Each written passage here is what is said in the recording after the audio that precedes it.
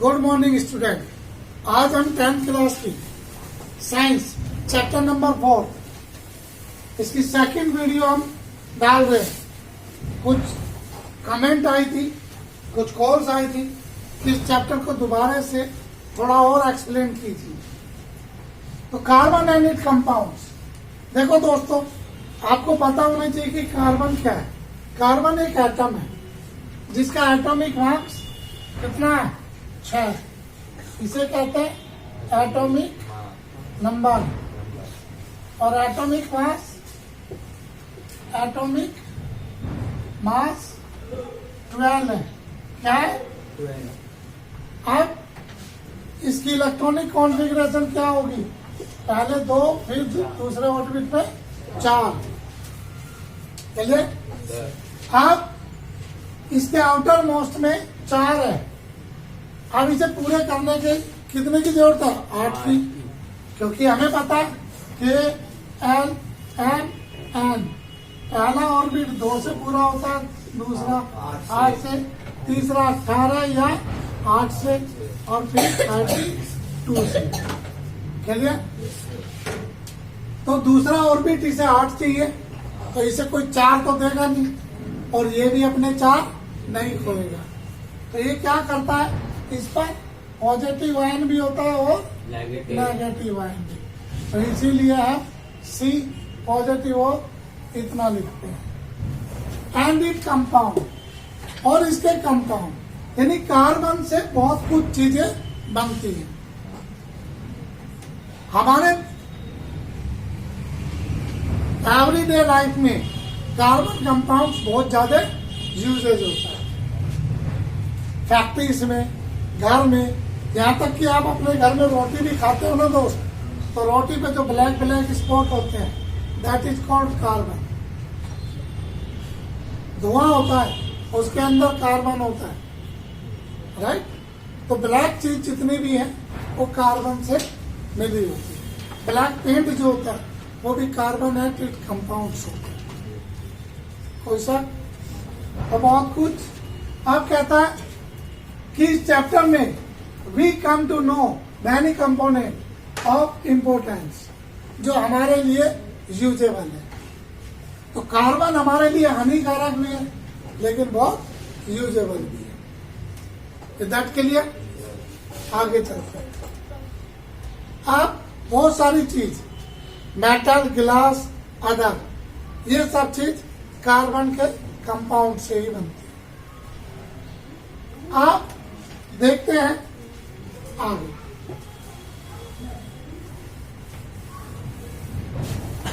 कह रहा है कि देखिए, if a compound containing carbon is burn, तो do you know of any test to confirm this?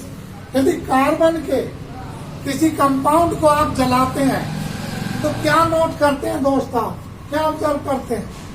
उसमें से स्मोक निकलता है। क्या निकलता है? स्मोक, धुआं, वो ब्लैक कलर का।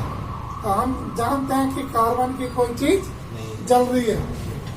तभी वहां अब पॉलीथीन, ये भी कार्बन कंपाउंड है, तो पॉलीथीन को जब जलाते हैं तो उसमें से भी ब्लैक धुआं निकलता है।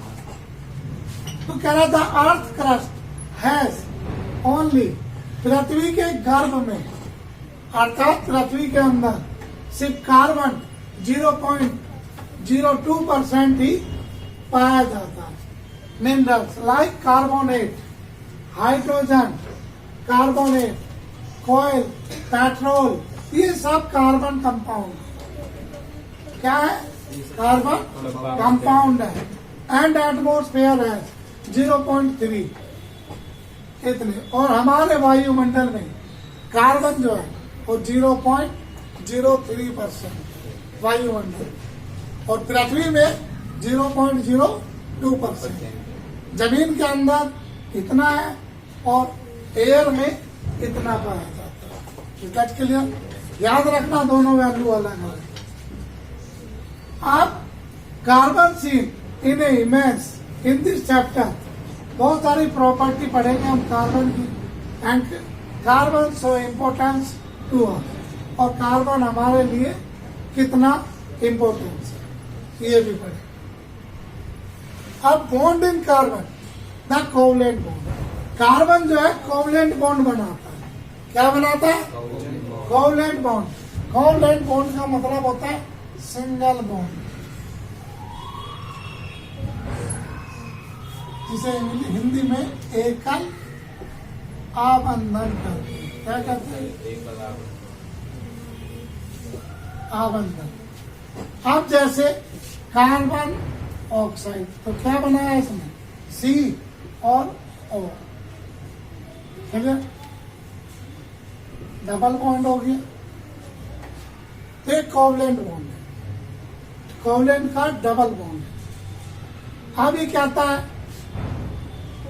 HC फॉर मीथेन, तो CHF,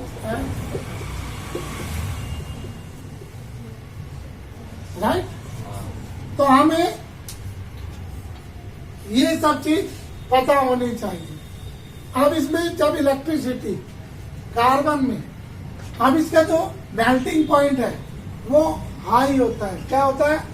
वी सादा आयोनिक कंपाउंड है, high melting and boiling point. उसको लिक्विड करने का बहुत ज्यादा तापमान की जरूरत होती है, बॉयल करने की। और इसमें इलेक्ट्रिसिटी यदि इसके सोल्यूशन में डालें तो इन द मोल्ट स्टेट, तो ये इसे विखंडित कर देगा।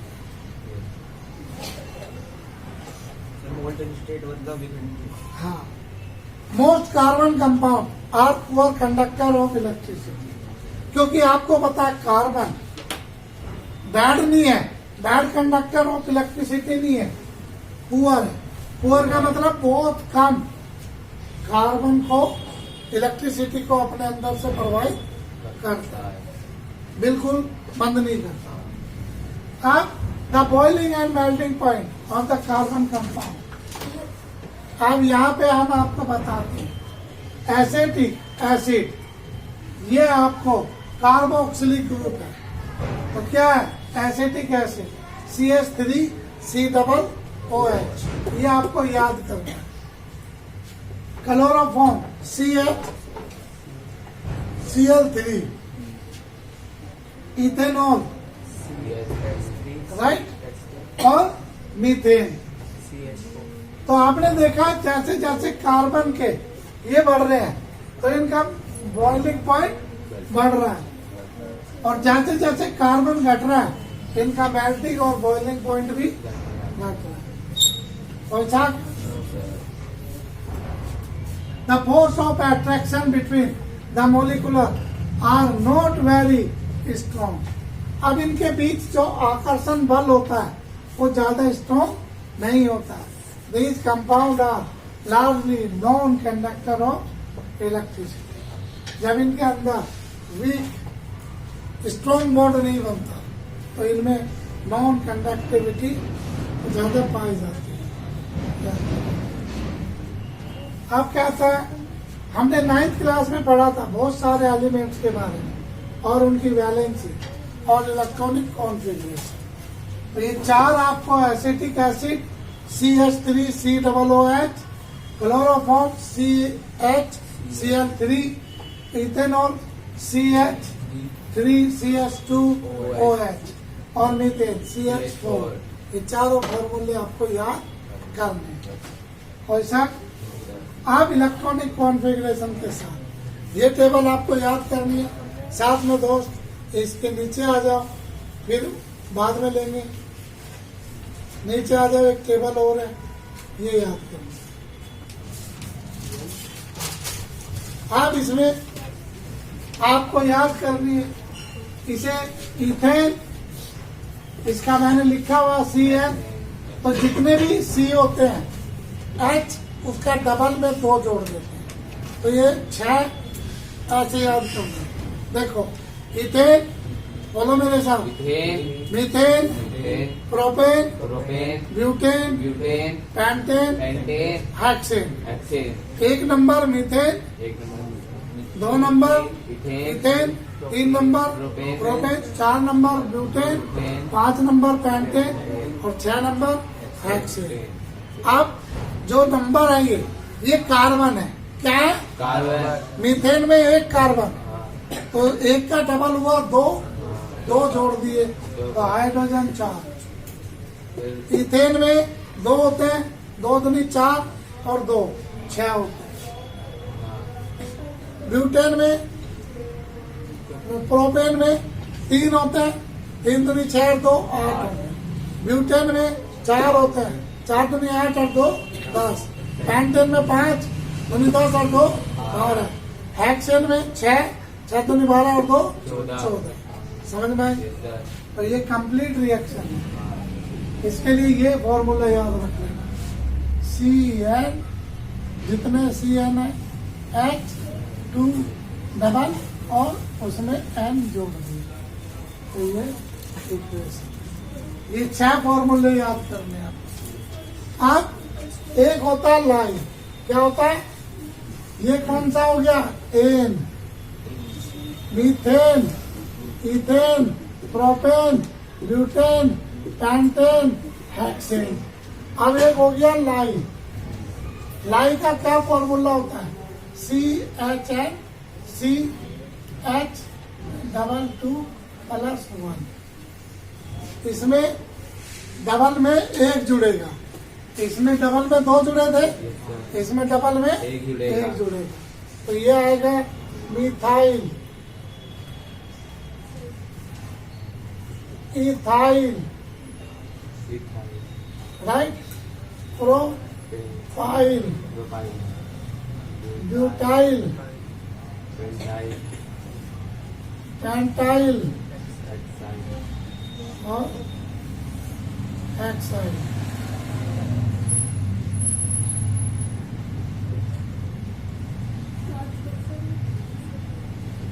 पेंटाइल।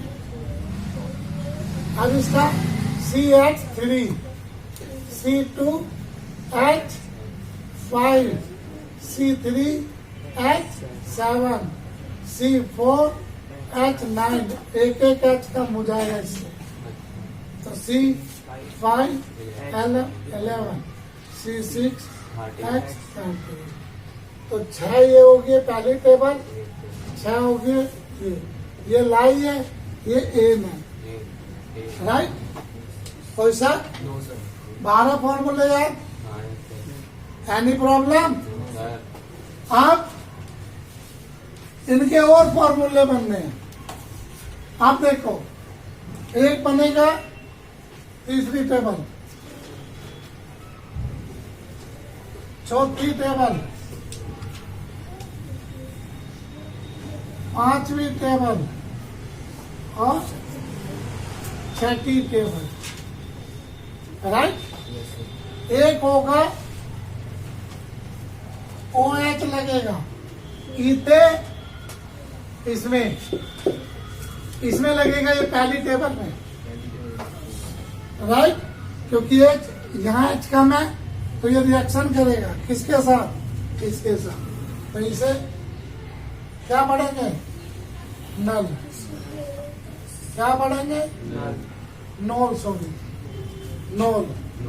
तो ये हो गया CH3OH, तो ये हो गया इथेनॉल। क्या बन गया? अब इसमें C2H5OH, तो क्या हो गया? Ethanol, right. Butanol, propanol, C4H9OH, तो ब्यूटेनॉल। समझ में आई? ऐसे ही पेंटेनॉल, हेक्सेनॉल। यानी कोई ये लिखनी है टेबल आपको। फिर आता है एक नल। क्या होता है?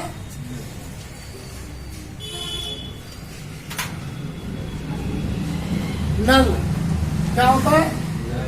नल। और इसमें CHO लग जाएगा, CHO, तो इथेनॉल, यहाँ O था, नोल, यहाँ नल लगेगा, अब इसे कहते हैं हम पहले वाले को एल को हल ग्रुप, जिसमें OH जुड़ता है। दूसरा होता है एल्डी हाइड, एल्डिहाइड ग्रुप, जिसमें क्या लगेगा CHO। तीसरे में COO, इसे कीटोन ग्रुप कहेंगे। क्या कहेंगे? Ketone group. एक जड़ेगा COOH, इसे कहेंगे कार्बोक्सिलिक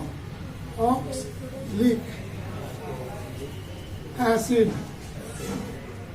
ग्रुप। राइट दोस्त? तो कितने हो गए ये? 6। इसे नॉन पढ़ोगे। क्या पढ़ोगे? नॉन। Ethanone, butanone, pentanone, right. और इसे नाइक पढ़ोगे। क्या पढ़ोगे? नाइक। इसे नॉन, इसे नल, और इसे नाइक,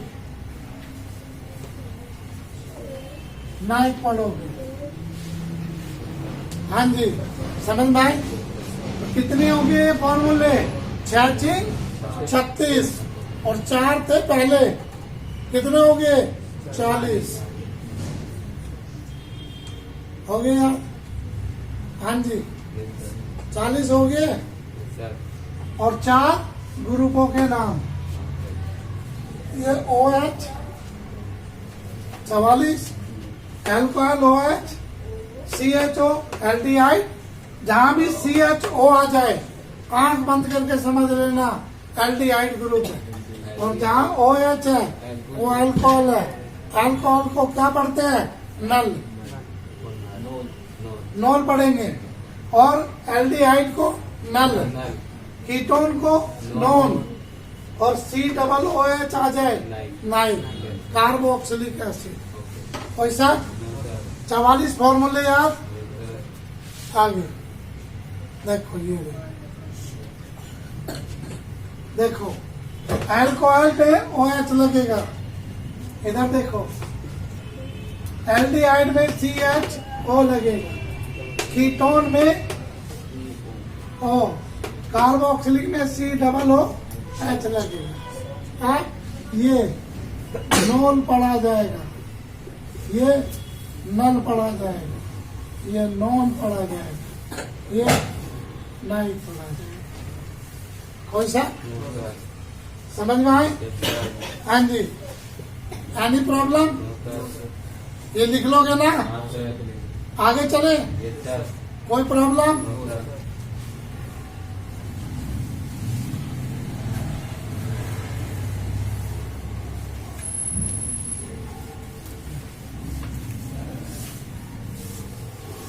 आधा चैप्टर खत्म दोस्त।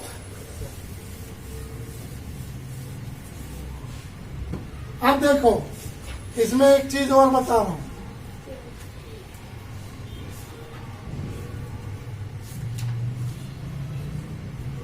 कार्बोक्सिलिक ग्रुप, अब ये थीसिस नहीं पढ़ा रहा, थीसिस भी पढ़ाऊंगा जब ये याद होंगे। तो यहाँ पे कार्बन कंपाउंड 2 टाइप के होते हैं। कितने प्रकार के होते हैं? कार्बन कंपाउंड 2 टाइप के। पहला होता है सैचुरेटेड और दूसरा होता है अनसैचुरेटेड। क्या होता है? अनसैचुरेटेड। सैचुरेटेड का मतलब होता है संतुष्ट, कंप्लीट। इसे संतुष्ट भी कह सकते हैं और कंप्लीट, पूरा, राइट। अनसैचुरेटेड एंड संतुष्ट, अर्थात इन कंप्लीट। ये कंप्लीट कार्बन कंपाउंड होता है, ये इनकम्प्लीट कार्बन कंपाउंड होता है। तो सैचुरेटेड और अनसैचुरेटेड, देखो दोस्त, जिसमें कंप्लीट ऑर्बिट, देखो अब ये क्या है? CH4, क्या हुआ, सी के 4 है तो चारों तरफ लग गया हाइड्रोजन, तो ये हो गया सैचुरेटेड। अब लाई मिथाइल, इसमें क्या है, इधर लग गया, इधर लग गया, इधर, यहाँ खाली है, खाली है ना, Yes, sir. इसे रिएक्शन करने के लिए अभी जरूरत है, तो ये कहलाता है अनसैचुरेटेड। समझ में आई? जो कंप्लीट ऑर्बिट कंप्लीट बना देगा उसे सैचुरेटेड कहेंगे। वी आर, जैसे methane, another compound formed between carbon and hydrogen, ethane, with the formula ये, and in order to achieve the structure of simple carbon, तो ये क्या होगा, कंप्लीट बना दिया, तो इसे हम सैचुरेटेड कहेंगे। देखो ये सैचुरेटेड है, Yes, sir. कंप्लीट हो गई, कोई सा। No, sir. अब अनसैचुरेटेड में कंप्लीट नहीं होगा,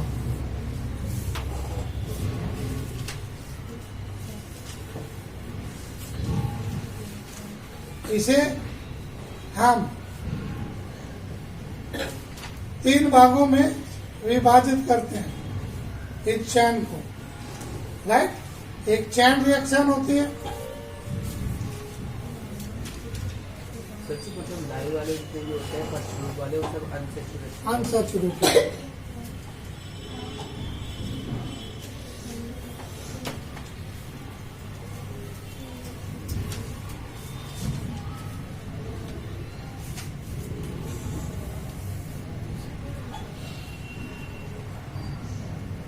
ये देखो अभी हमने आपको चैन बनाई, ये क्या है, चैन। चैन का मतलब एक कड़ी के बाद एक कड़ी, ये क्या है, 2 चैन है, राइट। ब्रांच, अब जैसे इसी की ये है चैन, अब इसे मैं ये कर सकता हूँ सी सी सी, Right, right.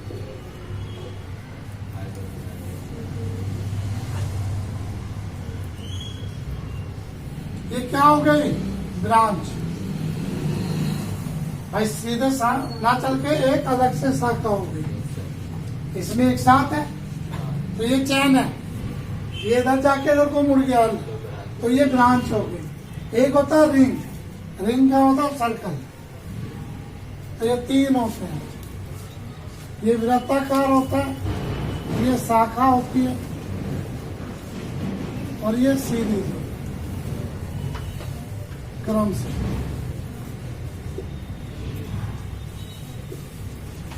राइट, इधर क्लियर। आज इतना आपको याद होना चाहिए।